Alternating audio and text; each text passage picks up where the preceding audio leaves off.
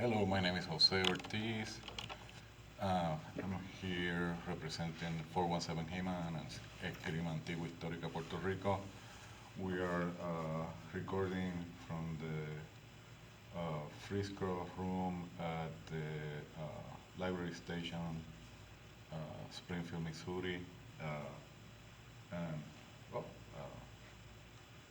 this is a good time as any to read some stuff from the sources. I have here the Longsword gloss of Dobringer manuscript, manuscript 3227A. This version was published by Michael Chidester.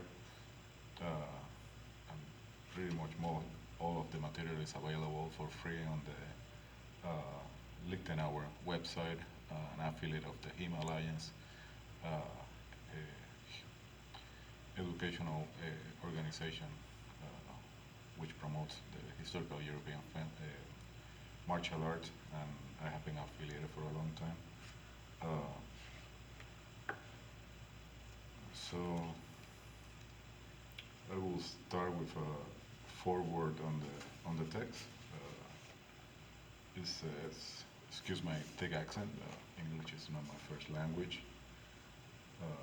Some glosses, especially those in the pseudo-Peter font dancing branch. So font dancing group or branch will be a group of manuscripts still related to the Lichtenauer Gehalt or Lichtenauer society. Lichtenauer is this pseudo-mythical figure that is attributed with teaching or composing the settle, which is a veiled poem, a group of teachings veiled in the form of a poem, and it survived through like a group of authors and copies, probably also in the form of glosses, which are like notes at the notes on an actual text. It's like footnotes, and this glosse give you an extra understanding of the text, for example, or the poem, for example.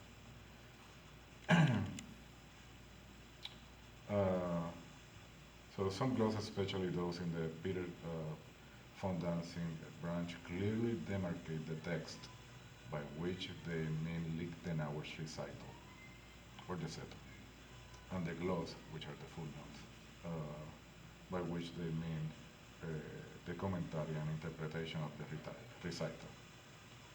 Manuscript 3227A does not list the text of the recital on longsword fencing in its own section separate from the gloss, but I have decided, that's the author speaking, to list it separately anyway for easier comparison and reference. Remember, this is originally written probably in High or Middle German. It's like around the 1500s, and it reads like this. This is the general preface. This is a note too of the on-armor fencing on foot. Remember it well. Young knight, Jungrit, land onward, for God hath love and ladies honor, till your honor is earned. Practice chivalry and learn. Let the art grace you holy, and in war bring you glory. Wrestle well, grappler. Lance, spear, sword, and dagger. Will them be brazen? In others' hands raise them. Cut in and close fast. Advance to meet, or let it pass. Earn the envy of the wise. Win boundless prize before your eyes.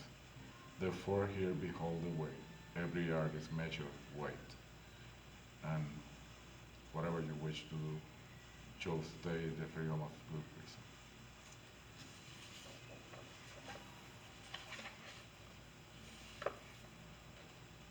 In earnest, or in committing to, to the fight, that will basically mean being committed to the fight. In earnest or in play, that will be like exercise or practice probably.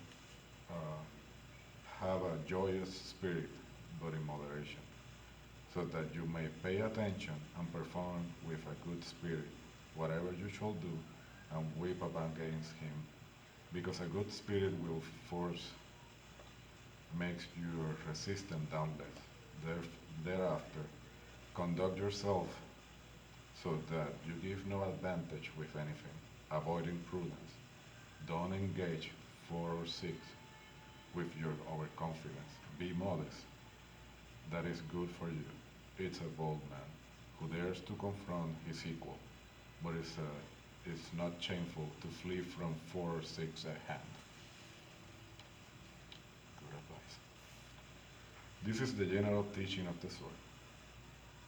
To have the art within your sight, set left forth, and cut with right. You will find that left with right is the strongest way for you to fight. He who waits for cuts and fouls, in this art finds none, now, but sorrow. An earring cut is good to do, your shield to stop him changing through. Do not cut towards his hands, but rather seek out his exposures, openings. Toward head and body, and the head, and the flesh wounds do not forget. With your whole body shall you fight, for that is how you fence with might. Another rule, you shall not slide, fence not from left when you are right. If with your left is how you fight, you will fence much weaker from the right. So always prefer to fence downward from the left, before and after, or fore and aft. These two things, which are all arts wellspring, likewise there is weak and strong, and the world within, remember hereon. You can learn then with skill to work and defend if you easy take fright. You shouldn't ever learn to fight. Audacity and speed, prudence, cunning and ingenuity, reason, stealth, moderation, deliberation, readiness. Fencing must have all of his and carry a joyous spirit. So he's talking about the 5 words there. The 5 words like is more like a conceptual layout or guideline, much like how is the UDALU for the dogfight pilots in the World War, and we apply it to different things now. So the 5 words are basically strong, weak, which applies to different aspects of the mechanics of the fight. And we got fore and nach, which are before and after, which is basically a measure of time and the phases of the encounter. And finally we have index, which is the best thing you can possibly do in an instant on the right moment. So playing with those 5 concepts for nav, start wax cell, and index give you like the basic scaffolding to work with the Lichtenauer system of swordmanship. This is the text which he names the 5 strikes and the other pieces of his fencing. So the longsword can be used in different ways. It's bludgeoning, piercing, slashing, slicing weapon. You can slap with it actually. You can do a whole bunch of stuff with a longsword. But most systems, including the Italian and the German, and possibly the English and the Iberic master, will tell you about how with a blade you can not only cut, but you can also pierce and slice in, slice out.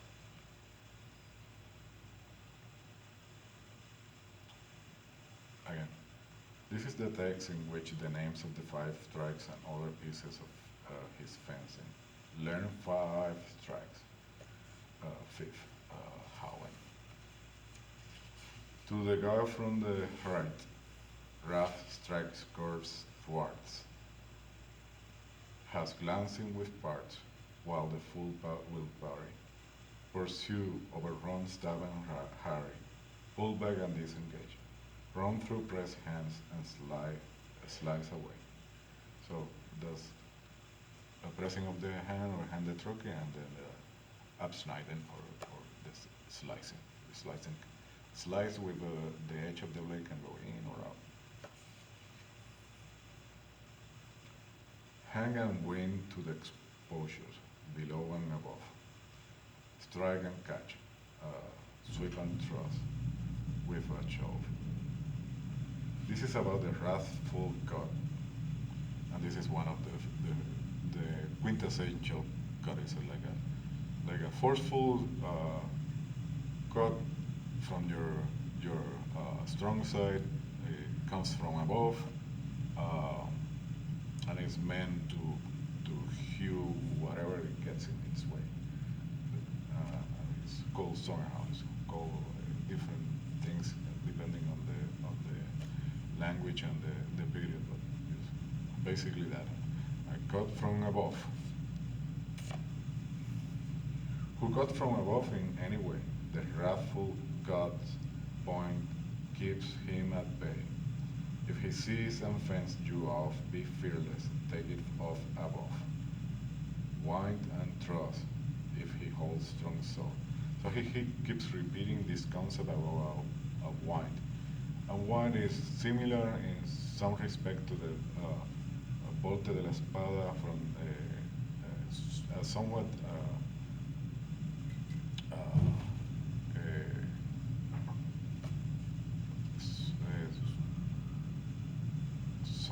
somewhat like from the same period, another master from the same period, more or less, Fiore di Riveri, which he doesn't specify too much about it, but we think it has to do with rotation and basically circular movements of the sword on contact with the blade and even on free from the bind or the contact with the blade. Be fearless, take it off above. Win and thrust if he holds strong sword. If he sets you off, take it below. Now remember this part. Cut and thrust. Lay soft or hard. Within the before and the after. Be careful and do not rush to the war or creep. So the war will be not only the conflict and entering into like a outright and in earnest to the battle, but it also may refer to the close combat part of the encounter where you may feel obligated to maneuver in a way different way with your sword or go to basically a wrestling match. And you can notice how the master repeats those four concepts: hard, soft, before and after. He's not mentioning in this per se, but it's kind of implied. Be careful and do not rush to the war. Those who rashly seek the bind chain above and below is all they will find. Howsoever, you will wind, cut, truss, and slice. And those are the dry wonders. We got cut, truss, piercing by the truss, or and slice, the abschneiden. So those are the three ways to injure or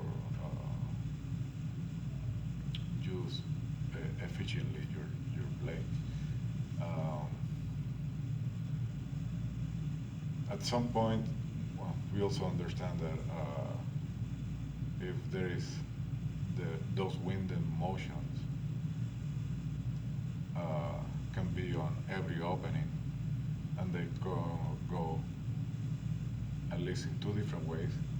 You have eight possible winding motions with your sword, and if you match them with the dry wonders, you have 24 ways to cut or cut, thrust, slice, or you seek to find. Further, you should learn to choose which of them should best suit you, in whatever way you have found. Many master you will confound.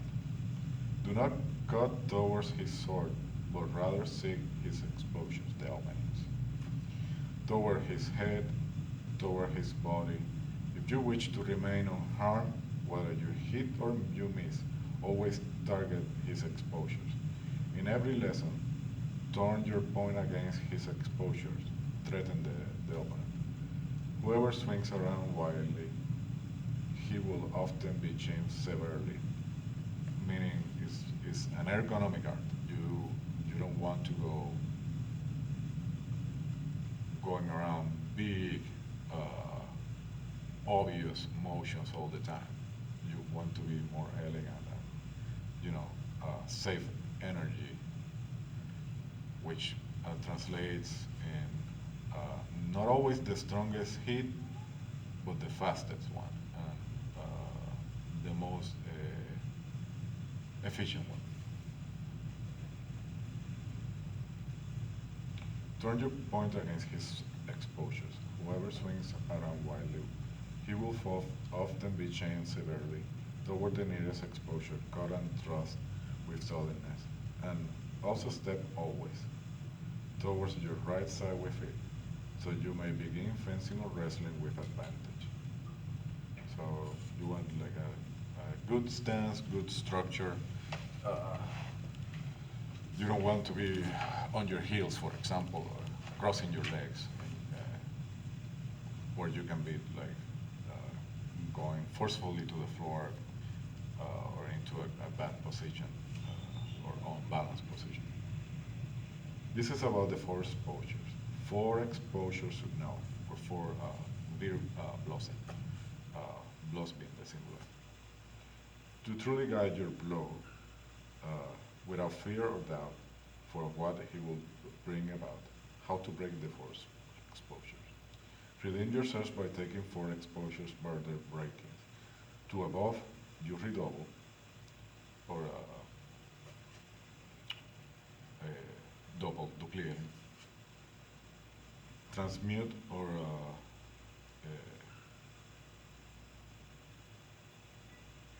mutiering. Low without trouble. If you cannot do something up, go down. You cannot go down, go up. Well, he seems to prefer up and then down. Now, do not forget, no one defends without a threat. If this is well known, rarely will he come to blows. This is about the crooked cut, another of the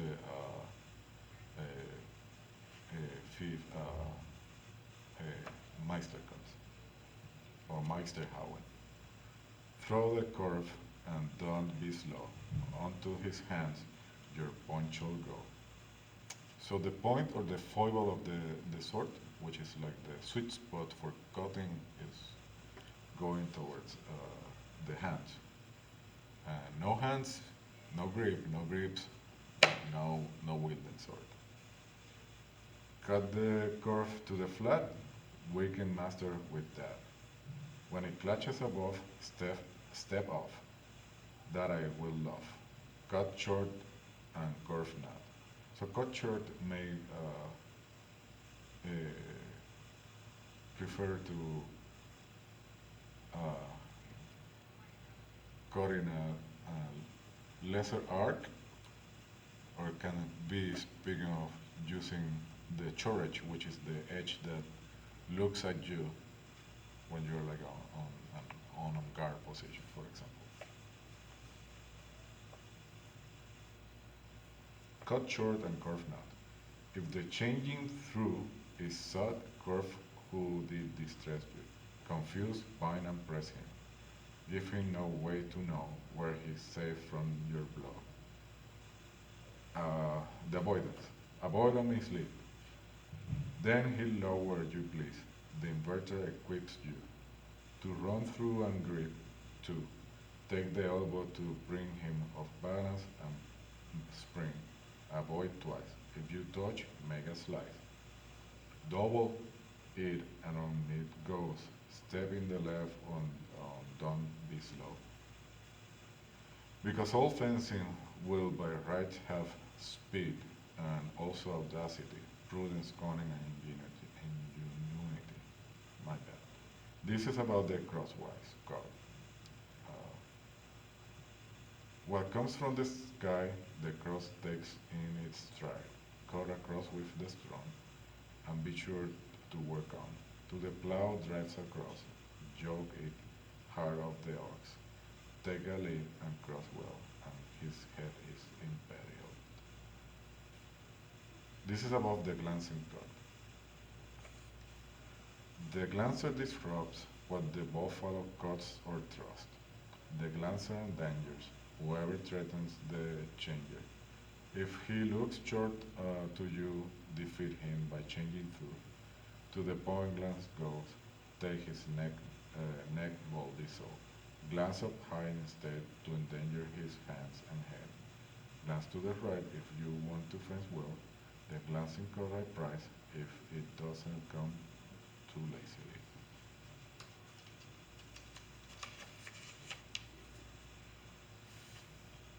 This is about the part cut, the parting cut or shaitan.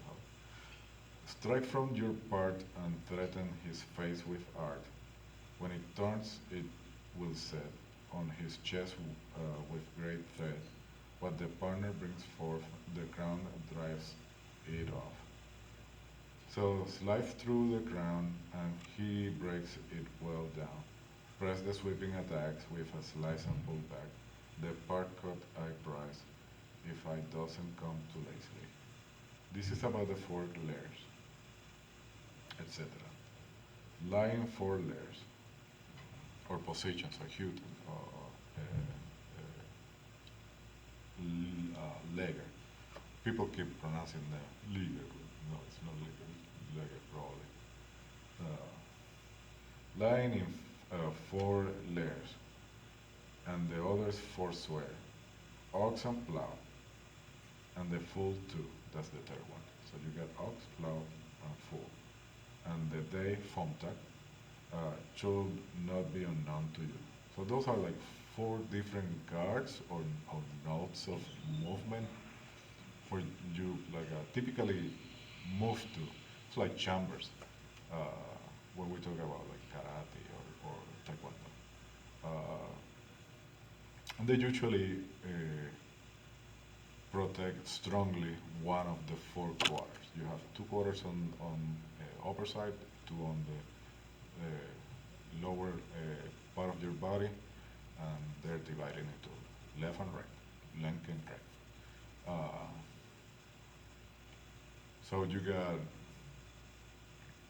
Fomta, for example, is the point is usually looking up, and it's offline, and it will be on the upper quadrant, just like the ox guard, which will be online looking, threatening the opponent with the point, and it will be work from the upper quadrant.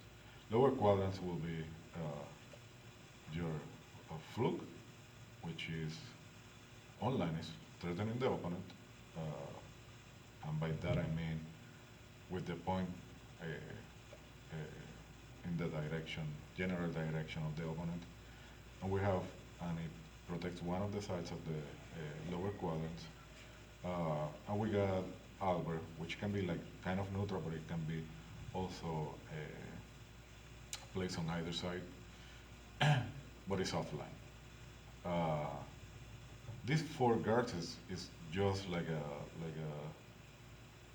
oversimplification of all the guards that they had at the point, which may amount to over 15 plus variations. Same thing to the most common, better known ways of fencing, which may be represented on the best of his performance by masters like Fiora di Liberi, which lists you like a whole bunch of different guards, which are in a general sense included on those four categories: up offline, up online, uh, down offline, uh, down online.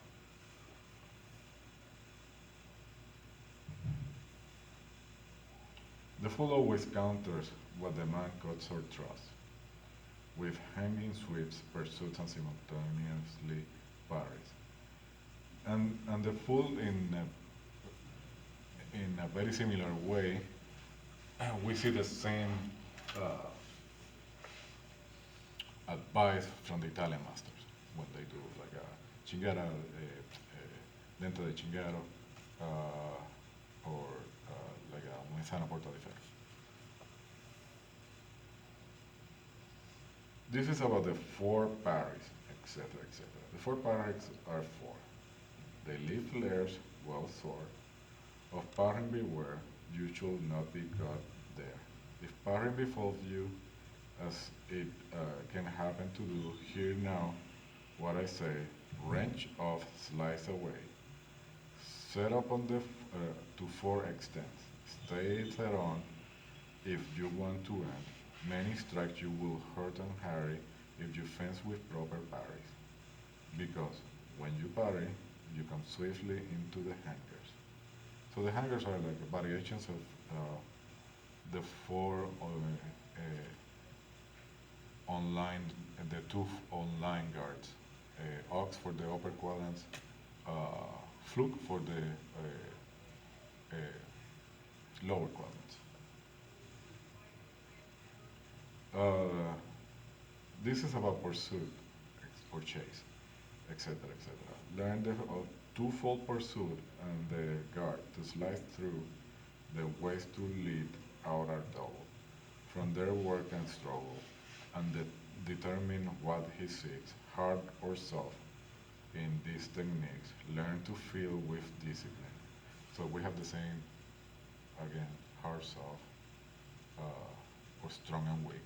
Can be also like a be translated like that. And this is the first time in that context that I see that it mentions feeling. Uh, so the feeling is when the feeling of the fight can come in many ways. You can see someone depending on how this pen is